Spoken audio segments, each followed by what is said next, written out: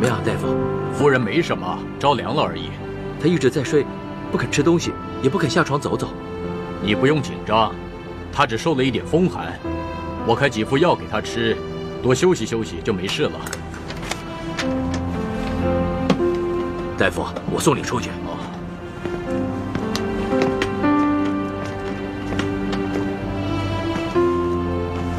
秋冬，你看，我带了什么来给你？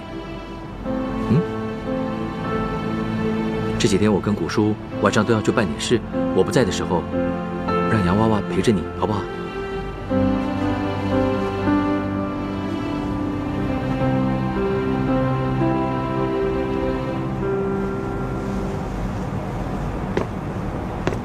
姑爷，时间差不多了。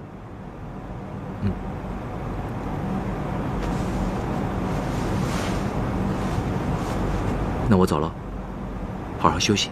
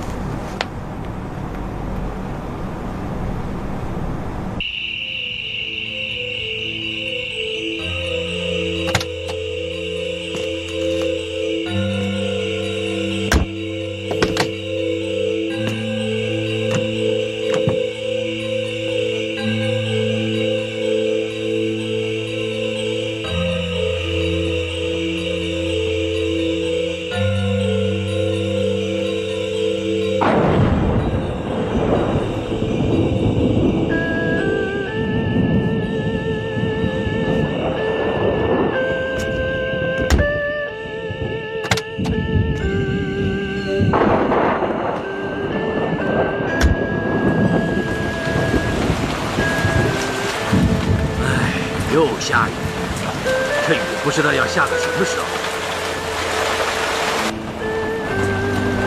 总会有放晴的一天。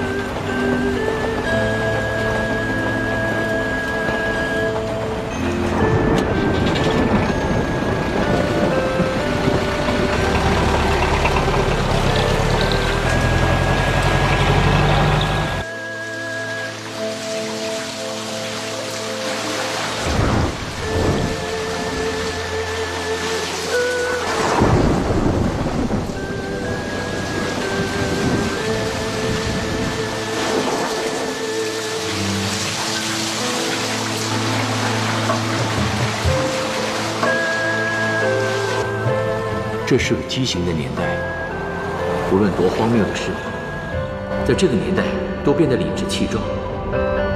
我本来姓沈，但是今天晚上，我将以孙家嫡子的身份，和15里的一个陌生女人结合，为孙家延续香火。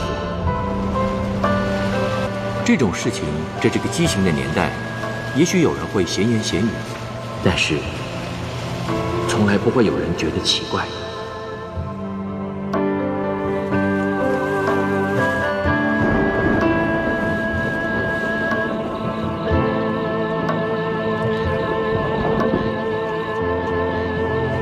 姑爷，规矩你都还记得吧？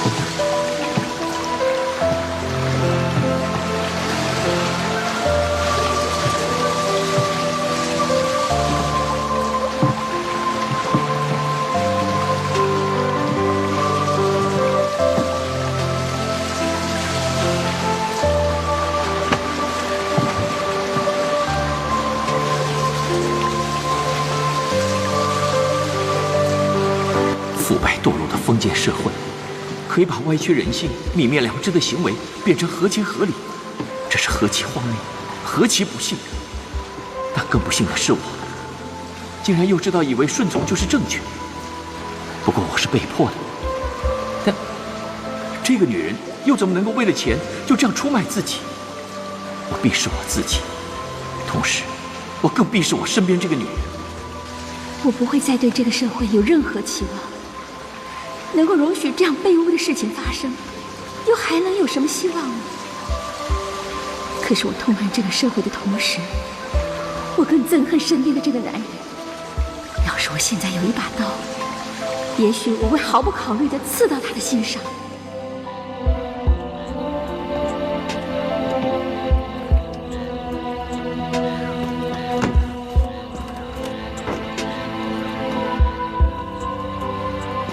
第一个晚上，我们只是坐在那里，我不知道坐了多久，唯一的动作就是起身离开。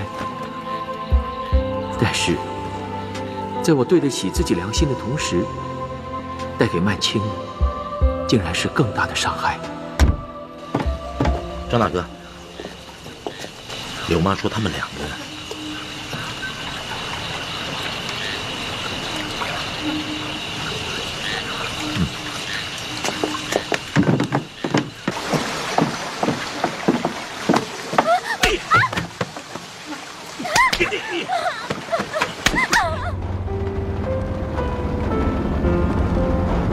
我有个侄子是跑船的，他说像这种雨啊，有的下呢。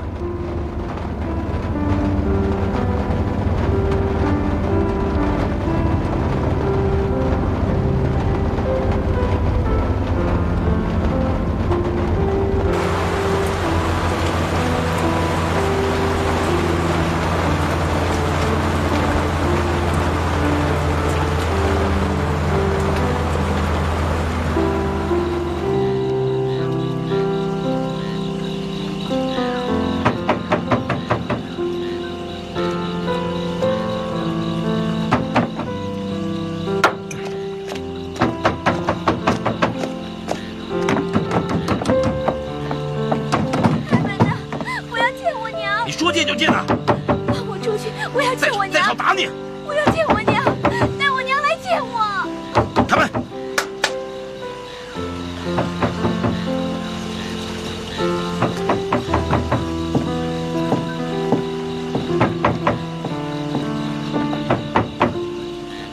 让他见吧。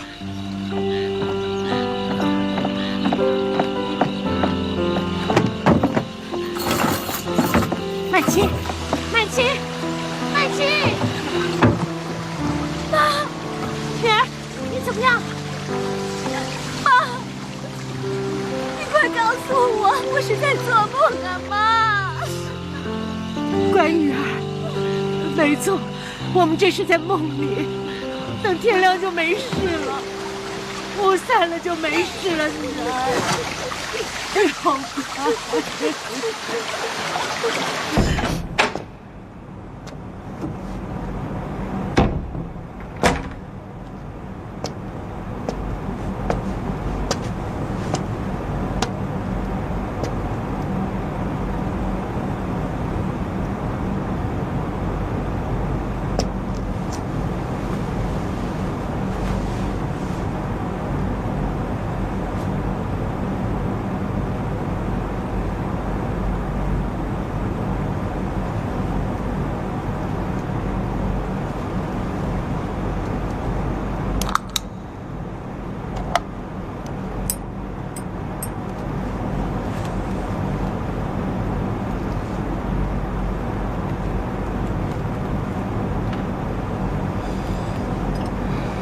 你开灯干什么？开着灯怎么睡觉？关掉。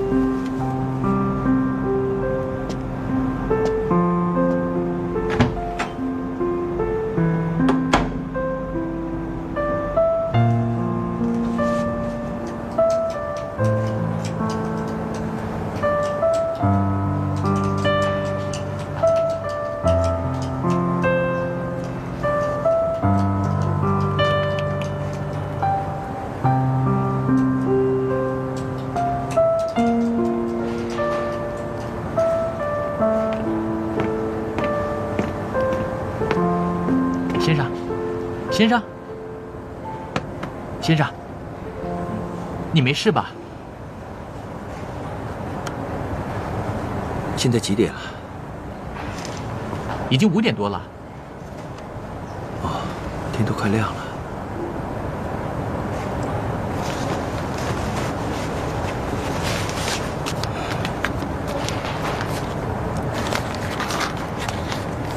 有没有火柴？有。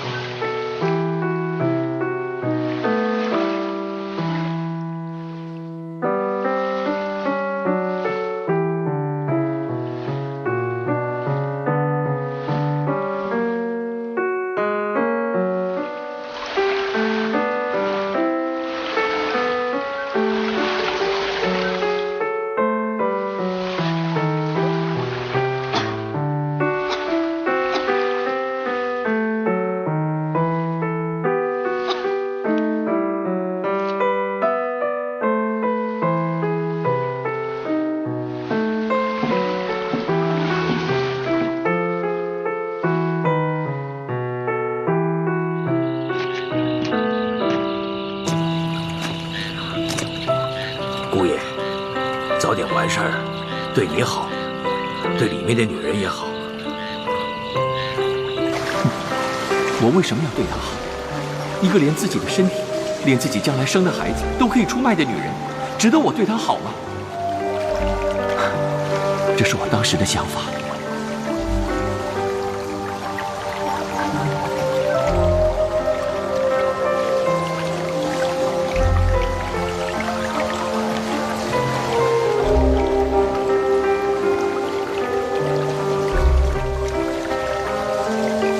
不过，我听人说过，思想会随着岁月而改变。可是，想不到当我一接触到它，我的想法却在第二个晚上就改变过来了。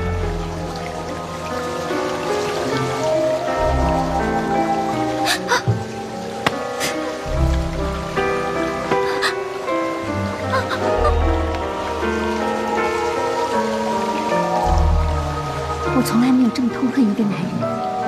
我甚至痛恨到，我告诉自己，如果他真的要碰我，我会不惜一切去反抗，甚至情愿死在他面前。但是，当他真的抓住我的时候，我突然间觉得好温暖。虽然我还是很害怕，但是我开始感觉到，这个男人其实不想伤害我，他只是来做一件一定要做的事，甚至这件事也不是他自愿的。不是自愿，难道是被迫的吗？当我真的抓住他的时候，他的疼痛跟战栗，突然间叫我感觉到，他其实是很可怜的。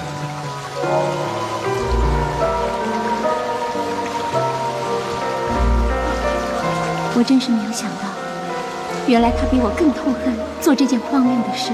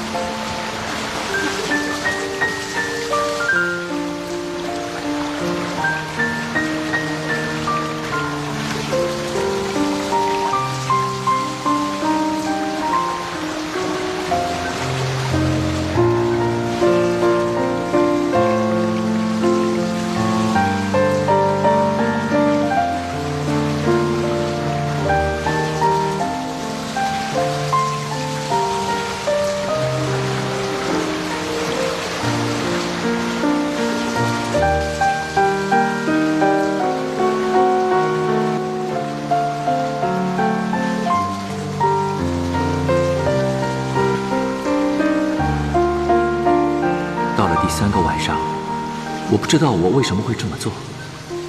也许是出于一份内疚，因为孙家，因为我，才会对这个无辜的女人做出这么大的伤害。我更加不知道往后的几个晚上，事情会怎么样发展。可是，在那一刻，我相信我是非常同情这个陌生的女人。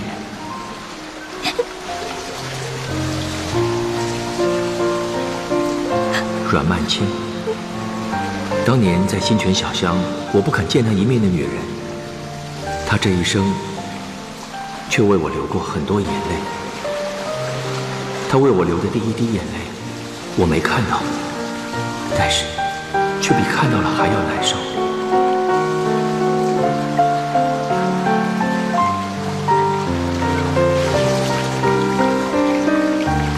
我不知道我这一滴眼泪是为了自己而哭，还是为了他对我的怜悯而哭。我只知道在这一刻，我已经没有那么讨厌他了。我甚至靠在他的肩膀上，他也没有再碰过我。我们这样很平静地又过了一夜。但是明天呢？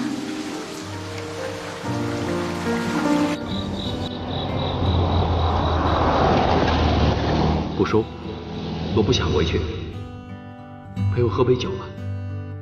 好。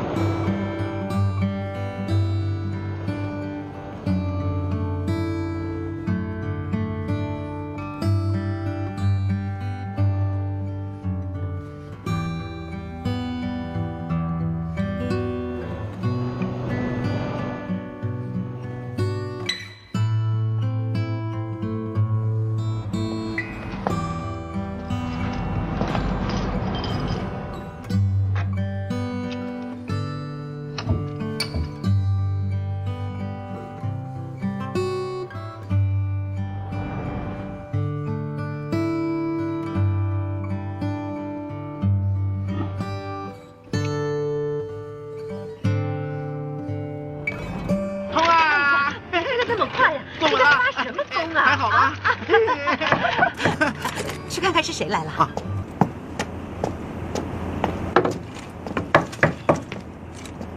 来了，哥，是你啊，进来。娘，悠然，这么早就起来了？昨天忙到很晚了，我都没看到你回来。你喝酒了？大清早喝什么酒？我肚子好饿，有没有东西吃？自得啊，拿些番薯给哥吃。嗯，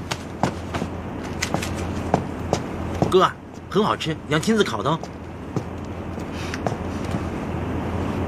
好久没有吃番薯了。喜欢吃就多吃一点，常常要熬夜，又喝那么多酒，不多吃点不行的。知道了，娘。我还记得，27叔公啊，一吃番薯就放屁。好想回新泉小乡。四叔公他们还好吧？好，四叔公啊还是中气十足，13叔公啊上个月娶老婆了。是吗？13嫂长什么样子啊？哇，13嫂啊，好漂亮啊！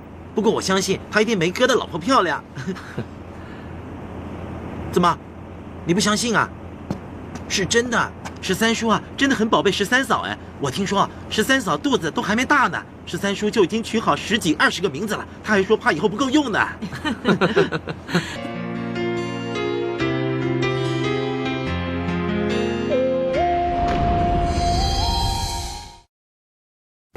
悠然啊，你跟媳妇儿什么时候生啊？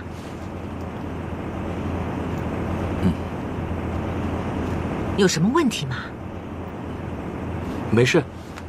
好奇怪哦，我们都到这1天了，连嫂子什么样子都没看到。还有啊，之前我跟娘本来想去看看她，谁知道她把门反锁了。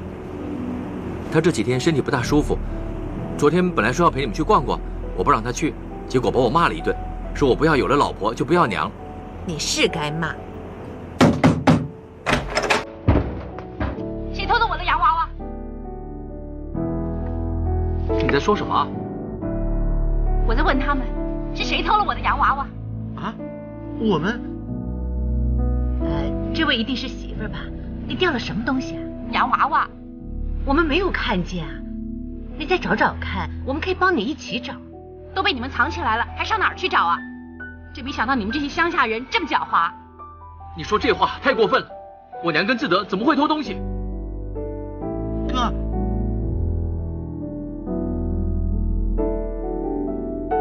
是不是这个？乡巴佬，你居然偷我的东西！哼，小偷！我真的没有偷东西，这个娃娃是在地上捡的，你们相信我？娘相信你，是在哪儿捡到的？就在大嫂的房门口啊！我看她扔在地上，以为她不要了，我就捡起来玩。我没有偷她的。悠然，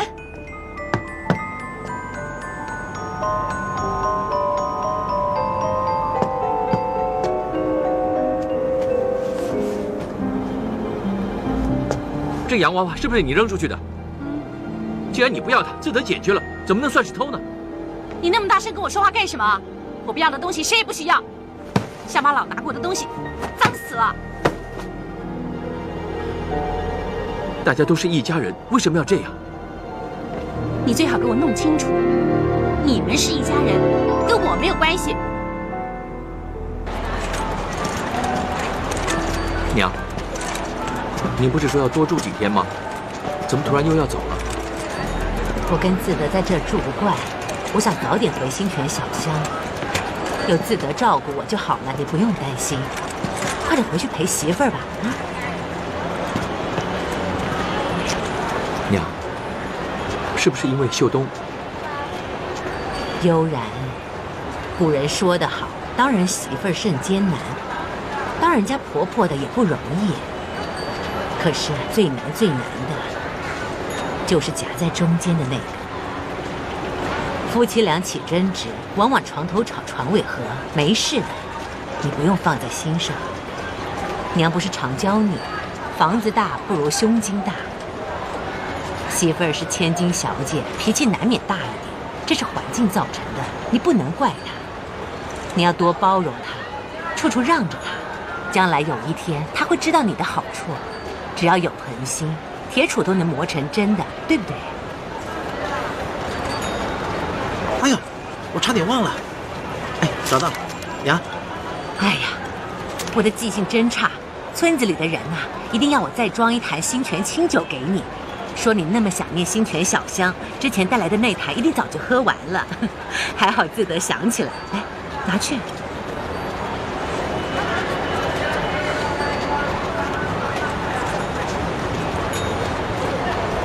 儿子，你回去吧，不用送了。不说，拜托你帮我照顾悠然，他有什么不对的地方，请你多多包涵。亲家太太，您太客气了。我们走了，走吧。跟我们走了。回去吧。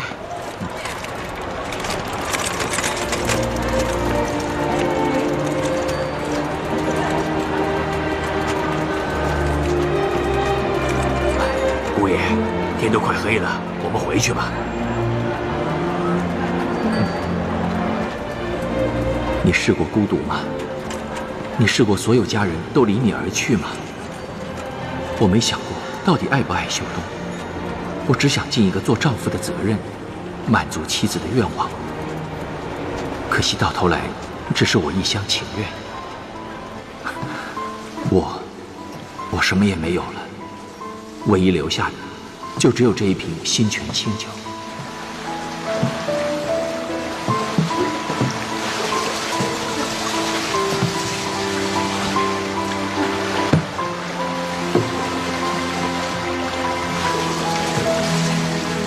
为了我的故乡，我付出了一生的幸福，我一直都无怨无悔。但是，我真的再也受不了一个这么冷漠的家。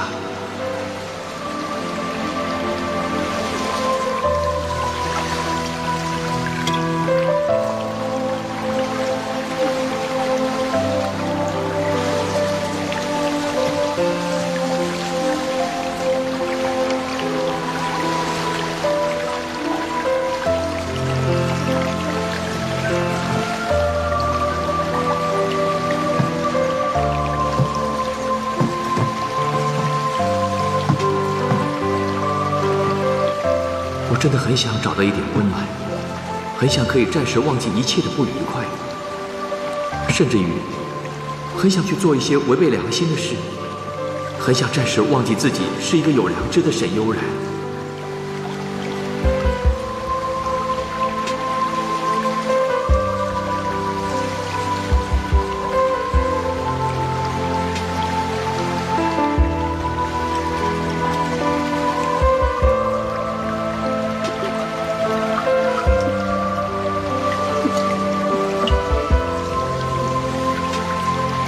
忽然之间，我觉得自己好卑鄙。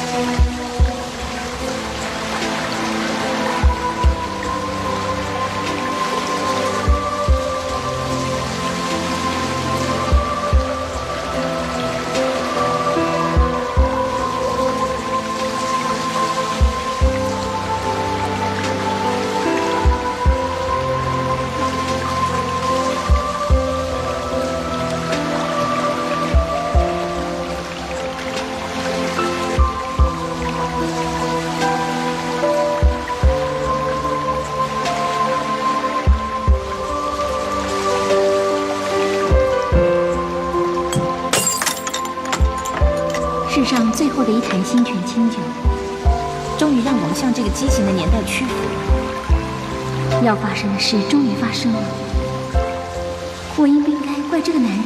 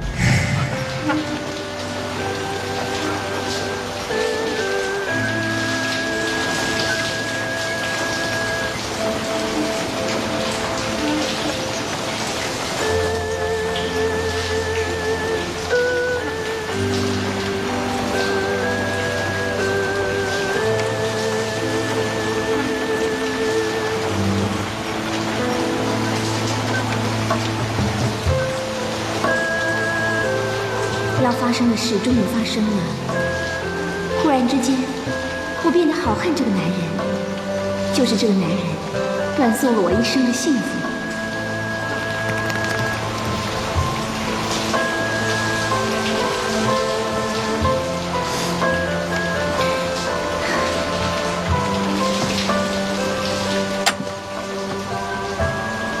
但是，当我再看着这个男人的时候，我又忽然不想恨他了，因为我感觉到他内心的悔恨跟内疚。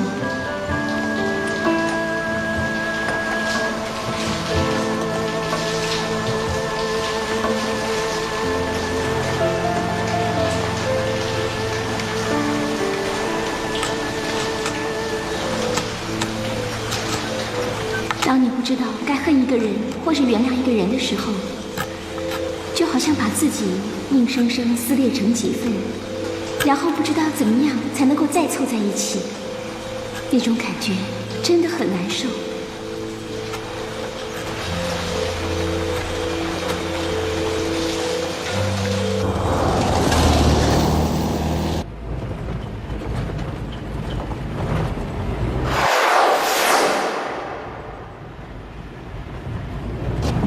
这几天我不想回去，我不知道该怎么面对秀东。你的心情我明白。这样好了，等我回去跟二奶奶说一声，二奶奶要是不反对，就在广州另外找个旅馆让你住几天，好不好？谢谢。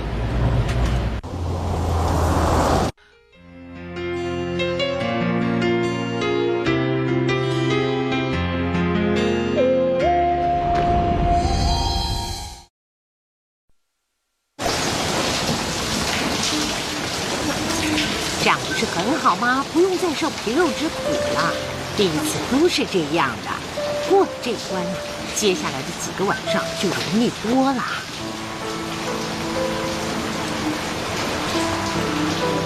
他们去接你娘就快来了。我们之前答应过你，只要你乖乖的听话，就让你跟你娘见面。我们说过的话一定会算数。我去看看他来了没啊？你肚子饿就边吃边等吧。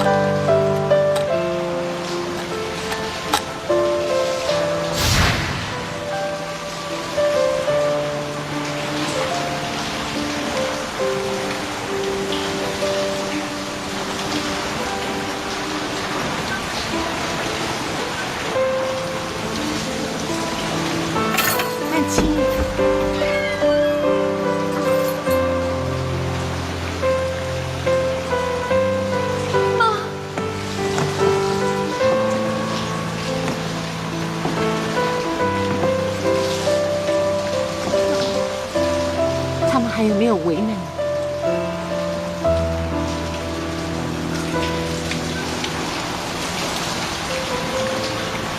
你？女儿，你守了好。来，过来吃东西。来。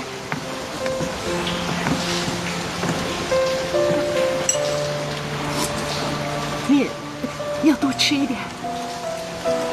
多吃一点就会胖一点，不会这么瘦。吃啊，曼琪，你不要这样，你说话呀！看你这样子，我好害怕，妈妈真的好担心你。是不是那个男人对你很凶啊？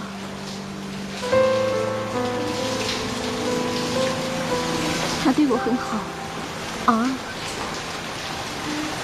妈，知不知道他长什么样子？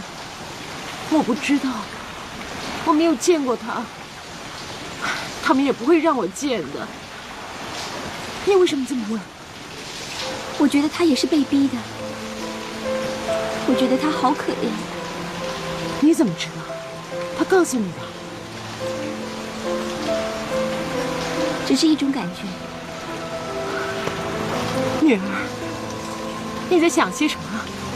你不能胡思乱想啊！你千万不可以爱上那个男人啊，绝对不可以！我没有啊，我真的没有。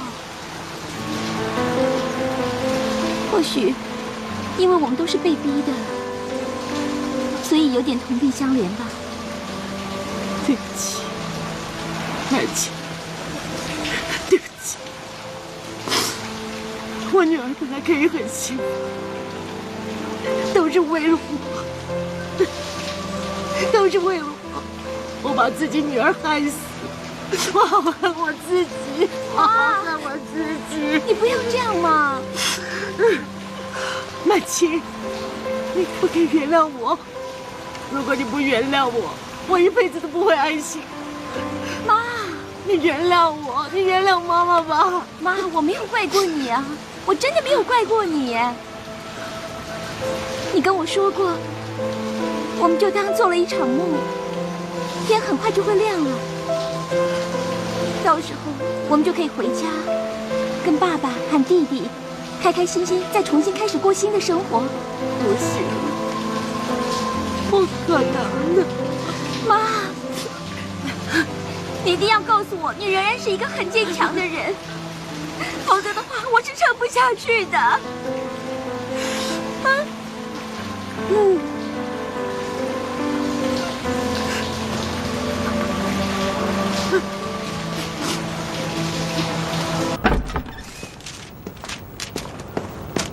恭喜二奶奶，古叔回来说，他说姑爷昨天晚上已经成事了。哦，对了，姑爷要古叔回来问你，他说啊，他想在外面住几天，看你准不准。这样也好。悠然是个老实人，如果要他回来面对秀东，迟早会出事的。你叫古叔去办吧。哦。小姐，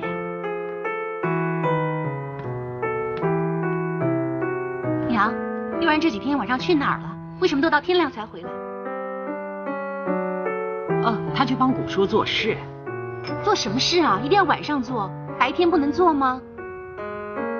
哎呀，很多货都是晚班船运的，所以要晚上卸货，难道还要等到白天呢？哎，有好多人都在为孙家做事情呢。就拿娘来说吧，说是要出来散散心，看看你们，其实也是半公半私。秀东，不要身在福中不知福啊！大家都很疼你，不希望你为孙家的事操心。悠然是个好孩子，他对你那么好，你也该对他好点。你们对他好不就够了吗？他现在是孙家的姑爷，吃香的喝辣的，还用得着我对他好吗？你呀，就是爱跟我作对。娘是看着你长大的，夫妻之间呐，两个人要互相多让一步。我教你这么做也是为你好啊。你口口声声说是为了我好，不就是想我给孙家留个后吗？可惜啊，现在不能如您所愿了，你的如意算盘打错了。哼，你不要忘了，你娘是姓姜的，留后也是留给你们孙家的。难道还留给我姜家吗？你脾气怎么会这么拗，整天就跟我作对？娘，现在不是我跟您作对，是老天在跟您作对。我不能生育，我想最不开心的应该是您吧？你为什么每句话都要冲着我来呀？老是想把自己跟孙家分开，帮助孙家就等于是帮助你自己。我知道。在我面前，你故意装作不在乎，其实你内心很痛苦。我没有。秀东，你放心，娘一定会想办法帮你的。你怎么帮我？去抱个孩子回来喊我娘吗？你真的打算这么做？把枕头装在肚子里去骗别人？太荒唐了！你别生气，小姐只是一时想不开，她以后就会知道你对她有多好了。哼！哦，对了，我们是不是要等姑爷的事成了才回去啊？不过，大老爷在家里不知道又会搞什么花样。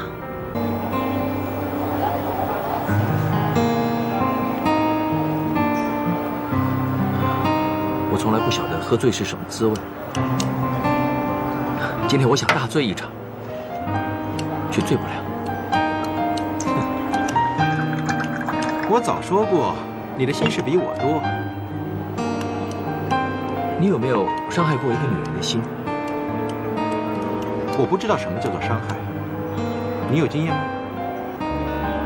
我告诉你，喝不醉的原因就是，那个人太清醒，连心里的话都说不出口。我跟一个女人相处了1年，到头来却是同床异梦。就像现在，我想大醉一场，却醉不了，很没意思。不过我跟另外一个女人相处虽然只有几天，却仿佛似曾相识，认识她很久，那种感觉好亲近。可是我却做了伤害她的事。如果你真的是在伤害他，又怎么会觉得亲近？你去相亲过没有？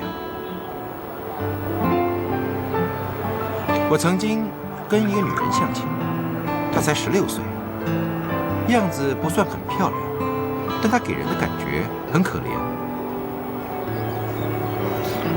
有机会嫁给你庄宁，怎么可能会觉得可怜呢？也许吧，不过她有点不同，她为了卖身葬父。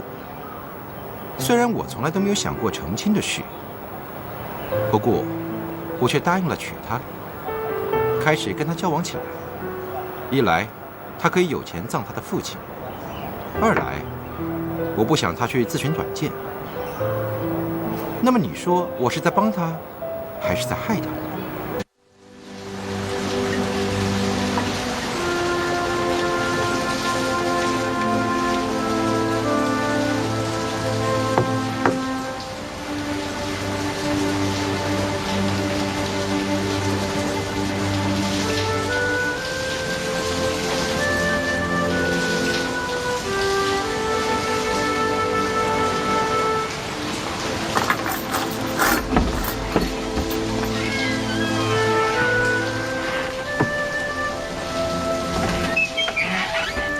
今天再次踏进这个屋子的时候，我不知道这个女人会不会原谅我。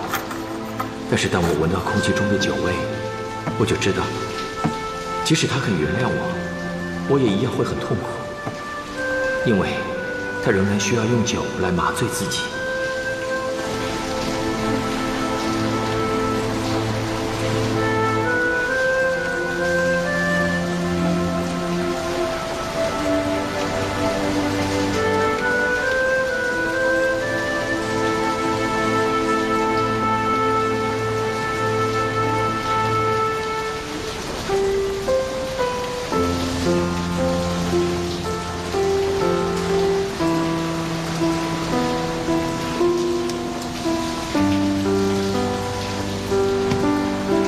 我本来以为，即使我已经原谅了这个男人，我仍然只有再醉一次，才能够度过这漫长的夜晚。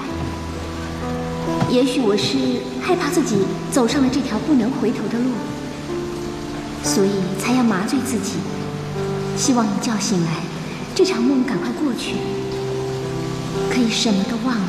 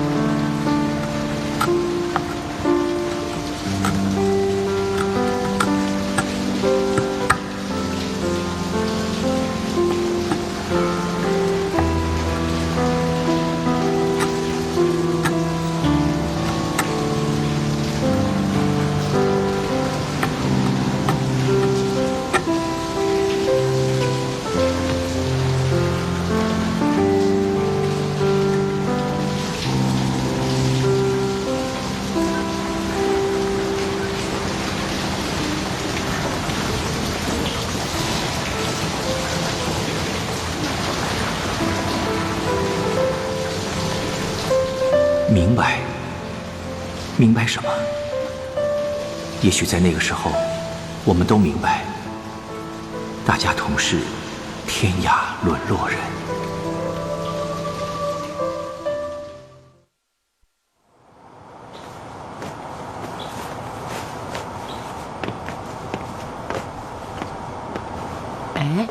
想上哪儿去啊？啊？去旅行啊！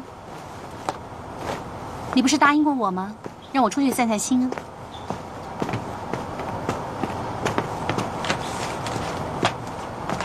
自己一个人去啊？悠然不是要帮你们办事情吗？我只能一个人去了。你要是不放心的话，你可以找人跟踪我。你以前也这样过。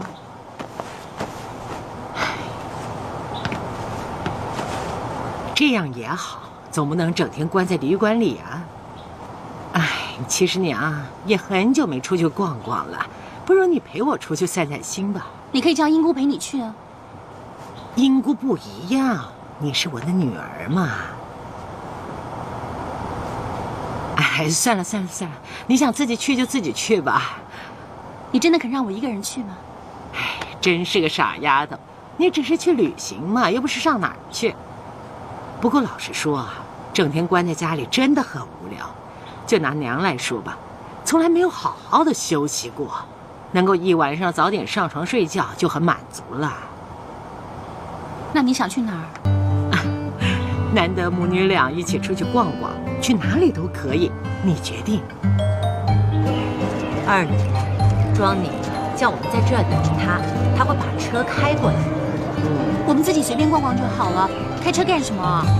不是的，小姐，开车方便点，可以多去一点地方。那要等多久啊？快来了。娘，你看那边好热闹，我去那边看看。哎，小姐，你不要过去，你看那边人好多。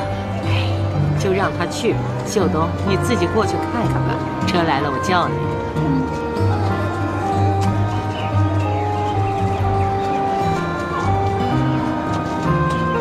二奶奶，你真的放心让小姐一个人去那边啊？没关系，如果她真的要走，就让她如愿以偿吧。这也对，让她玩得开心点，以后的事就好处理了。你以为我就只为了这件事？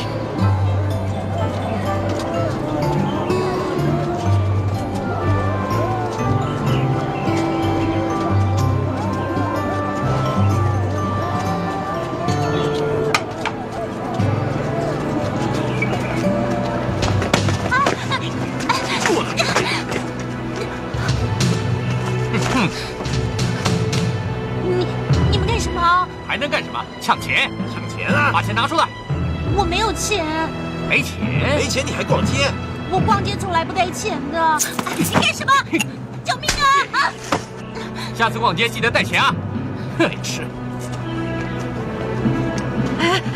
借过！秀东，小姐，秀东，秀东，你怎么样了啊？来，快起来！小姐，不要怕啊！秀东，你不要怕，别哭了，不要哭，有娘在这儿，你不要害怕了啊！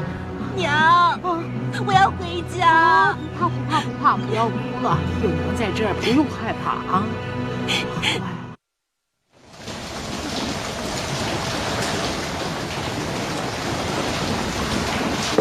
是不是有话想跟我说？妈，当年你离开家里，会不会想念爸爸？当然会了。想念一个人的感觉是什么样的？每天晚上都不知道要怎么样才能睡着，日子真的好难过。所以后来我就学喝酒，从早到晚什么酒都喝，醉醒了再去喝，不停地喝，多好！什么都不用想，也分不清是醉是醒，喝到什么都记不起来。那你会不会忘记爸爸的样子啊？怎么会忘记自己最爱的男人？无论你做了什么，去到什么地方，发生了什么事，都不会忘记的，真的不会。为什么会忽然问我这些？没有啊，曼青，真的没事。吃饭吧。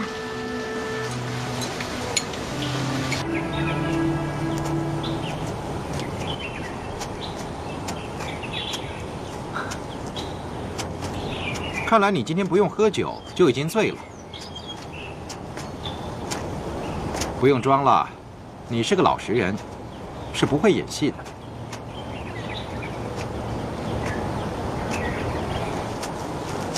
我想问你，你跟那个相亲女孩，你们有没有感情？有。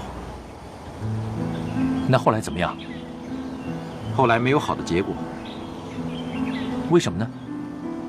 我跟她说不能娶她了，所以她伤心。为什么不能娶她呢？有好多问题。我对她太好了，明知自己没有打算成亲，还对她那么好，到最后还是伤害了她。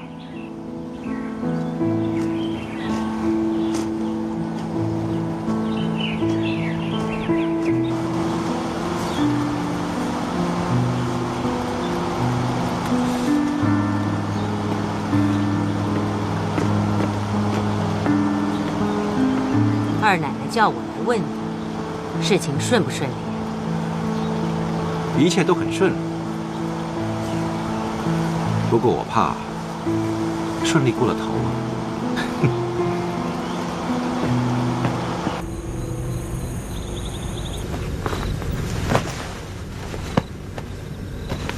不用害怕，睡一觉起来就没事了啊。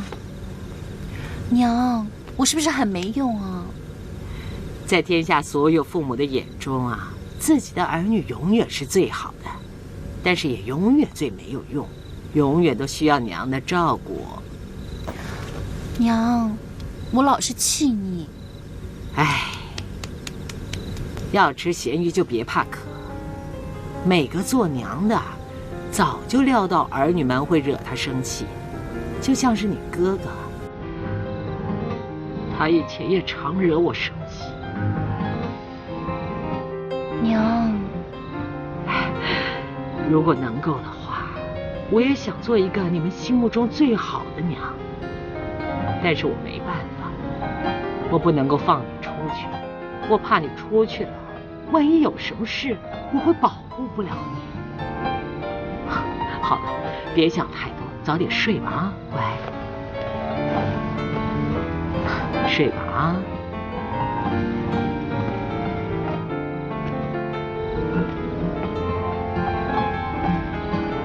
娘，谢谢你。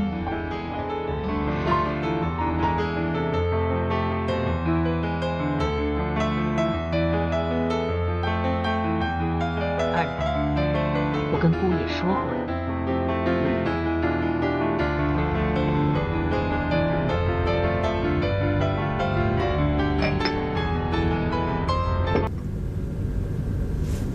悠然，我有些事要提醒你。那个女人一定知道你是大户人家的人，难免会痴心妄想。她当然希望能顺水推舟嫁给你。那我跟你说过，那个女人答应做，是因为收了我们孙家的好处。只要过了这2个晚上，你跟她以后永远都不会再见了。如果那个女人再跟你纠缠不清的话，我永远不会放过她。特地约我来，不是就来看你喝闷酒的吧？为什么你不跟那个女孩子成亲了？我好想给我的女人幸福，可惜我没有任何选择。你明明有能力可以给自己的女人幸福，为什么不去做呢？很简单啊，那个不是我的女人，因为我不爱她。后来，我终于遇到一个自己心爱的女人，我决定要给她幸福，我决定要带她走，但我晚了一步。晚了一步，之后就没有机会再见到他。今生今世，再也不会见到他。同是天涯沦落人，有个女人，也许这一生我再也不会见到他。哼，相逢何必曾相识，人往往身不由己，有缘相聚就留个美好回忆。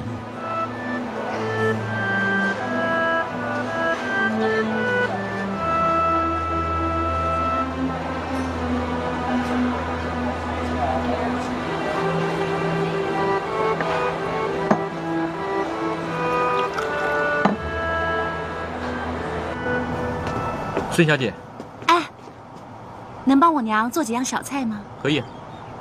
八宝鸭、糖醋排骨，再蒸条鱼，不过酱也要少一点。好好好，谢谢。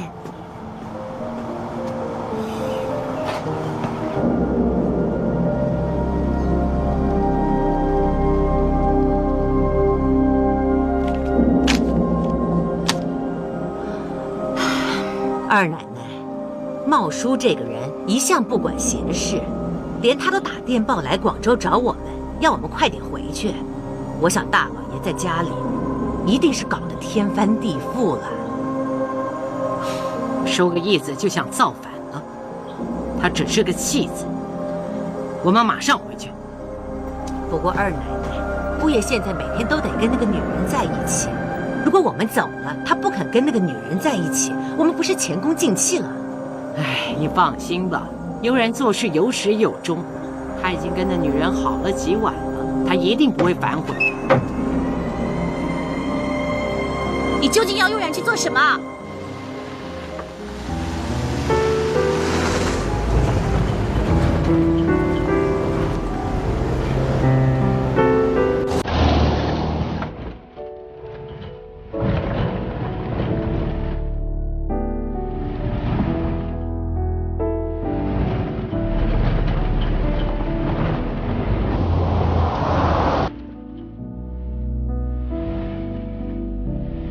好香啊！古叔，是不是玉兰花？啊，是啊，姑爷，开了很多玉兰花，可不可以摘点玉兰花给我？哦。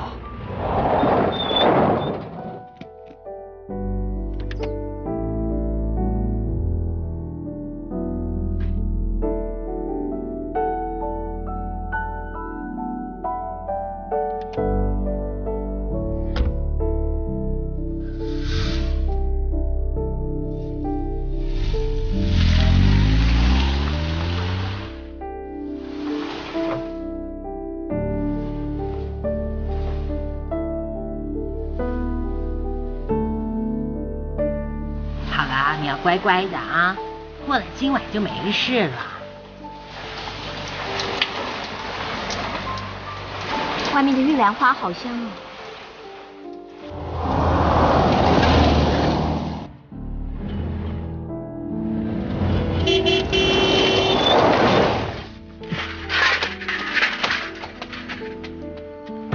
什么事啊？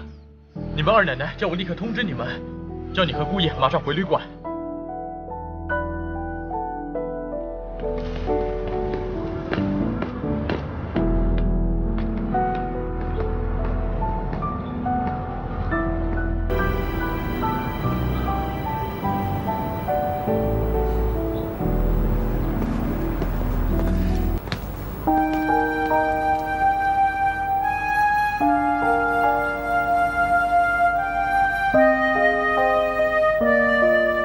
什么事？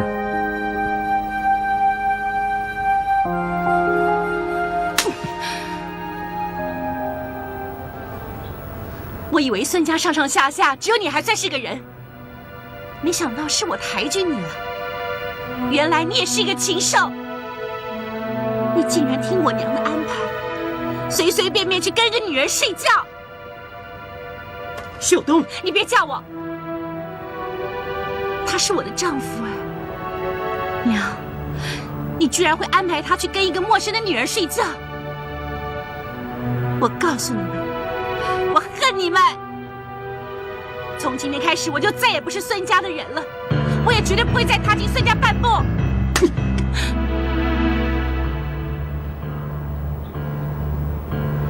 英姑，古叔，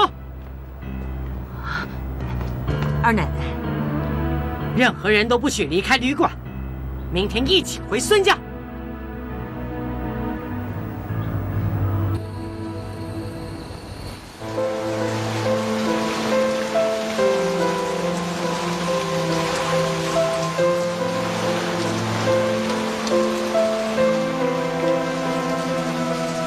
我从来都没有这么紧张过。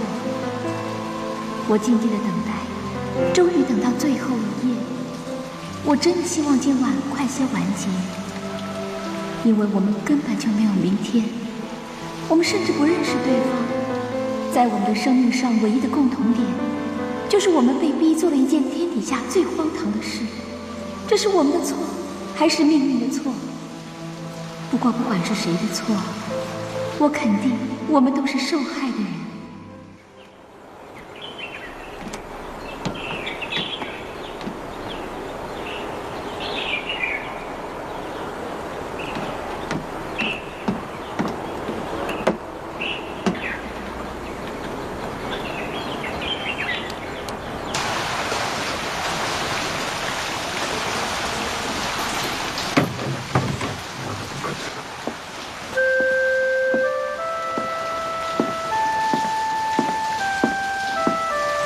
今天算你走运，提早收工了。为什么？那个男人以后不会再来了。当一个梦正在最甜的时候，就是要醒的时候。这是个最畸形的年代，一件最荒谬的事。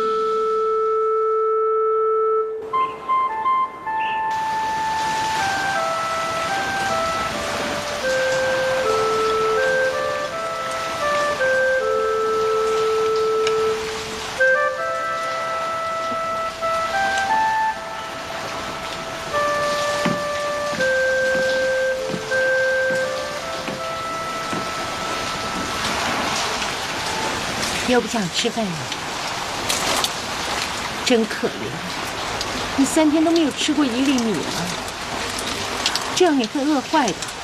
来，吃一点吧啊！妈，我吃不下。没关系，吃不下，妈妈喂你啊！来，我喂你，吃吧啊，吃一点点就好。妈，我真的吃不下。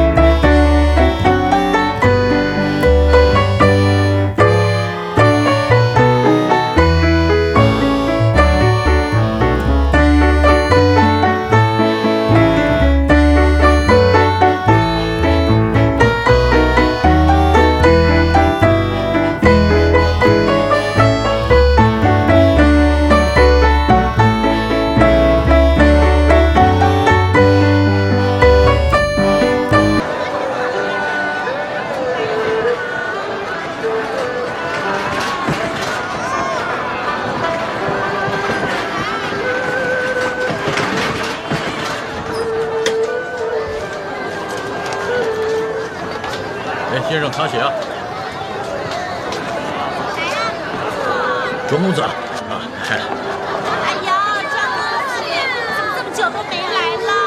没人来，让我好好伺候你。哎呀，来！哎，你们走开呀！庄公子到这儿来，怎么会找你们呢？真是！哎，庄公子，怎么有空来找乔姨啊？我想要壶好酒。啊，有，我正好有坛私人珍藏。哎，别那么客气啊，算我一点点心意。收下。啊，等一下哈。来，快点，下啊，下，哎，买个离手啊，下，好，要开了，好，开。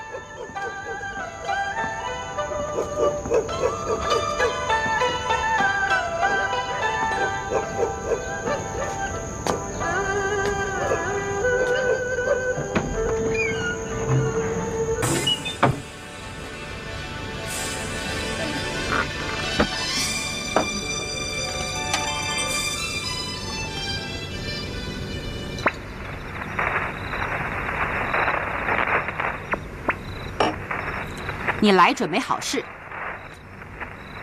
啊，乔姨，你怎么猜得到是我啊？整条3元里，除了你，还有谁敢不打声招呼就直接走进来啊？哇，哎，太委屈自己了吧，乔姨。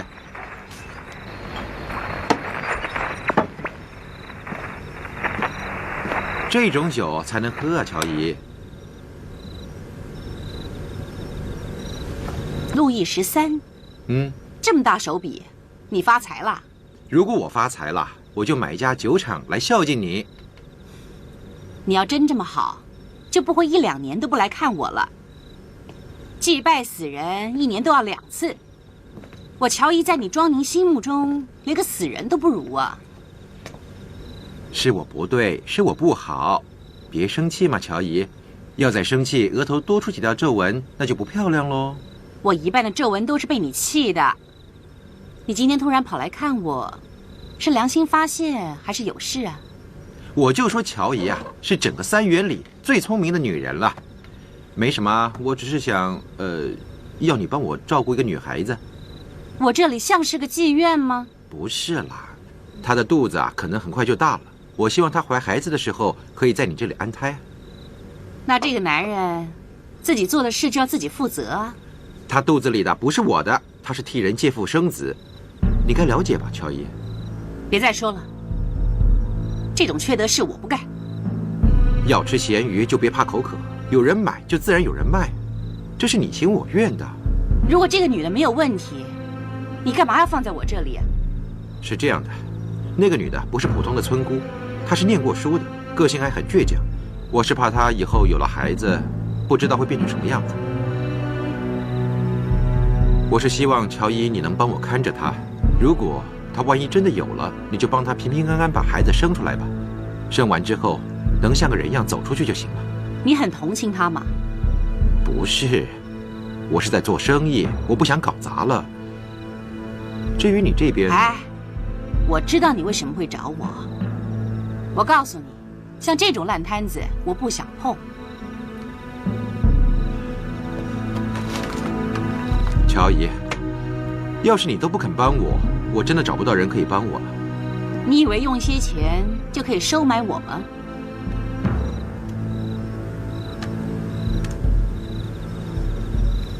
只不过，钱呢也代表着一种诚意。既然你这么有诚意，我也只有勉为其难了。哎，连我也骗呐！我也被人家骗了。你就只会用眼睛看东西，当然会被人家骗了。我教过你的，你都忘了啊？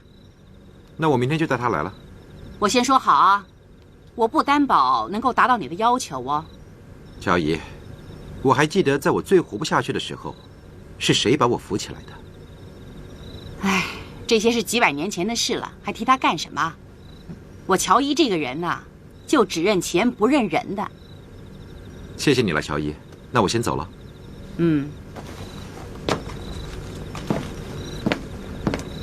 哦，对了，你手上拿的那些钱呐，全部都印着我的样子。哼，臭小子！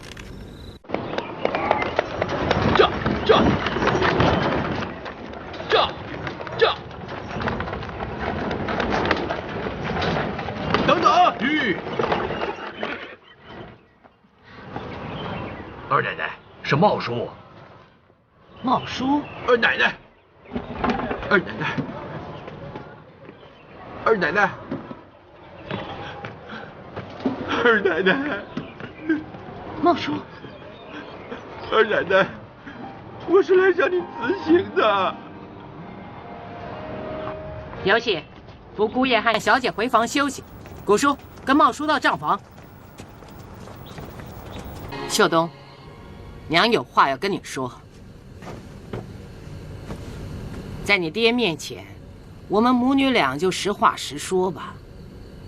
哎，我们苏文家能够有今天这个地位，都是我跟你爹咬紧牙关，做到10只手指头都长茧了才拼回来的。后来你爹的身子就变成了这样。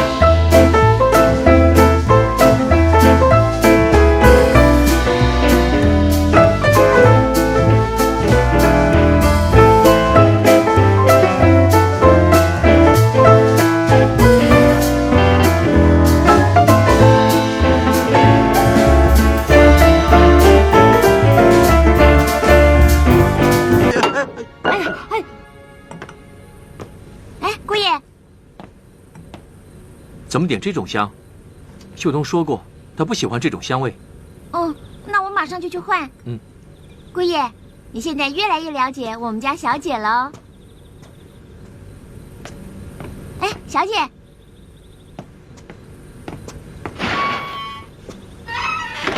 我说个笑话给你听。刚才我在我娘的房里，她跟我说要我假装怀孕，还说要抱一个孩子回来。说是我们生的，你说好不好笑？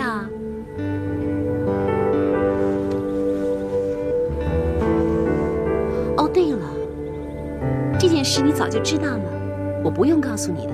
我知道这件事情确实伤了你的心。没有，我开心还来不及呢。真没想到，你跟我娘还挺合得来的。你好像比我更像孙家的人啊。这点你比我更清楚，难道是我愿意的吗？在这里，谁能够有选择？好，我现在就让你选择。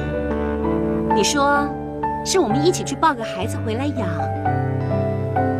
还是你跟那个女的一起生一个？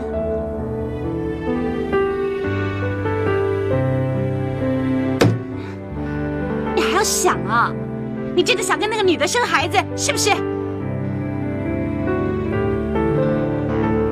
我连她的长相都没有见过。啊，你这话的意思是你想知道她长什么样子？你是不是很想她？请你不要无理取闹，你讲点道理好不好？我不讲道理，我跟你这种人有必要讲道理吗？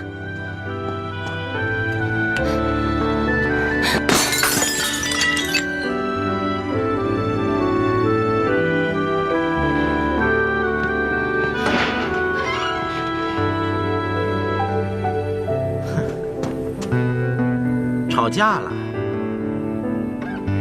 谁吵架了？我只不过是看见了我最讨厌的四脚蛇，我想把它打死，是不是啊，老公？是吗？那你们慢慢打吧。你放心，只要出了这个门，我们就是恩爱的夫妻。早点休息吧，老公。